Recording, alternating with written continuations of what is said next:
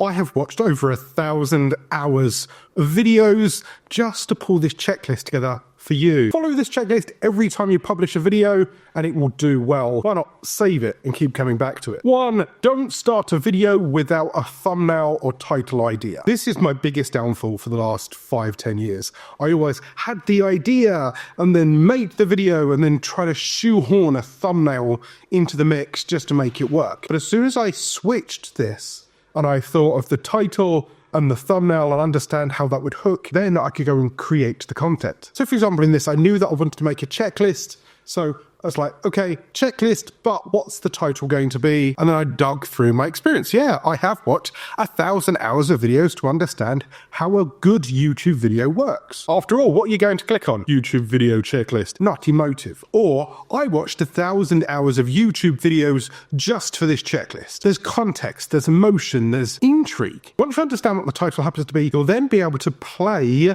with the ideas of the thumbnails. What entices people in? What shocks people or hooks people or intrigues people? You can go off and have a look at other YouTubers to see how they've done a similar topic, see how they tackled similar style thumbnails. My secret weapon for number 2 is once you've created that thumbnail, throw it into thumbnail analyzing tools. This will show you where the eyes of the viewer actually goes. So, are they focused on your face? Are they focused on the topic that's involved? Are they intrigued by some weird spelling mistake you've made in the top right-hand corner, or something that's not anything to do with that video? A good thumbnail in this case will trigger the analyzer to show the emotion or the intrigue. It will highlight exactly what you're looking for them to look at. Mr. Beast does this amazingly well.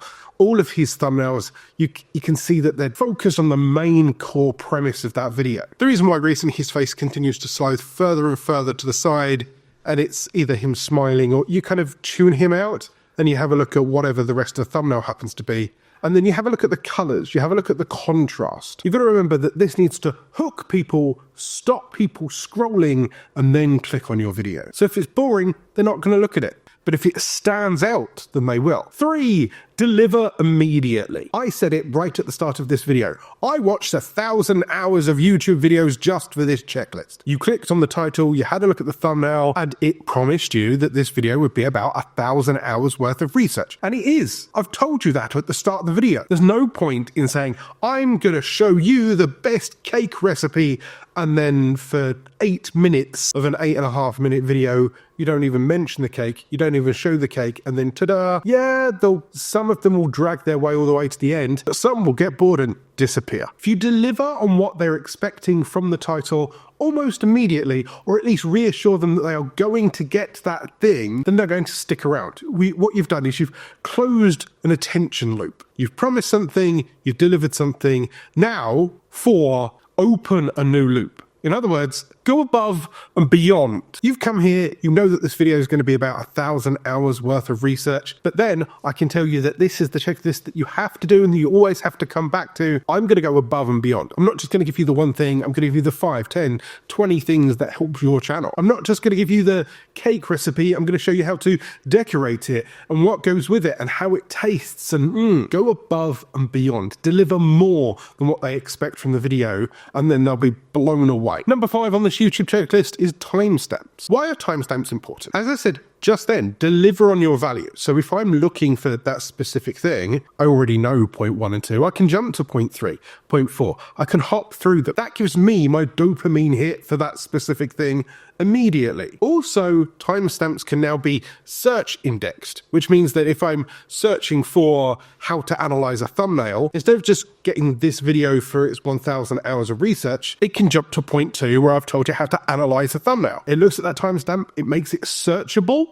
It's then indexable on YouTube and Google, and people can jump to it directly from search. 6, understand when your audience is online and publish for them. This is a tool that's been around for forever. Drink. But it truly is one of the best tools on the platform. I am in the UK, I publish to a UK and American audience. So if I publish at 3 o'clock at night, not many people's going to be there. That's a potential waste for my video, and it doesn't get the velocity to get launched. But if I publish it for around about 2, 3 o'clock UK time, that's around about 8, 9 o'clock US time, I can get both audiences on, one that's at the end of work, one that's at the start of work, and then it barrels its way through to the afternoon and evening, getting me more views, more engagement, rather than just sitting there at 3 o'clock at night doing nothing. For you to publish at the right time, go to analytics, click on your audience, and you'll see there that YouTube gives you a little graph in itself to tell you when your audience is online the most. I suggest just before the start of your peak. Normally it's 2-3 hours that they're mostly online. So let's say they're online mostly for you 3, 4, 5, 6 o'clock.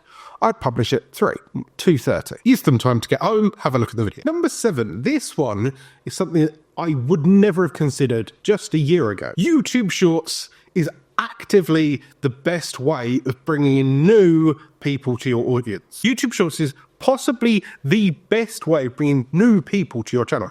People that have never even experienced you as well. YouTube videos are served to your audience and then people who interact with your audience and people that are like the people that watch your channel. In other words, if you and 10 of your friends watch exactly the same stuff, you watch one video, it will suggest my video to those 10 other people because you have the same watching behavior. But YouTube Shorts is like a flare. It shoots it up. People then go, oh, I wonder what that happened to be. Are those drones? Why are there so many drones flying over army bases? You get my point. It attracts attention. And YouTube Shorts does that. It shoots up your content up into the air for people to come and find you. That can either be completely customized YouTube Shorts that are unique, or I can take this video, which has 6 or 7 bullet points. I can rip them into 6 or 7 individual YouTube Shorts based on these are my 7 tips. Point number 1, that's a YouTube Short, all the way through to point number 7, which is a YouTube Short. I can upload those shorts. I can link them back to the main video. Those are 7 flares, 7 drones attracting attention, pushing them back to the original content. Not only that, you can then use those YouTube Short videos on Instagram, Facebook, TikTok, what other platforms. And because you've designed this video based on your title and your thumbnail, it pulls people in because it's all under one kind of banner. Because then you have their attention, you've hooked their attention, and you can push them anywhere you want on your home screen. Just like you're going to watch this video right here, where I tell you how I would start a YouTube channel in 2025, or this video here in which YouTube has selected the best one for you.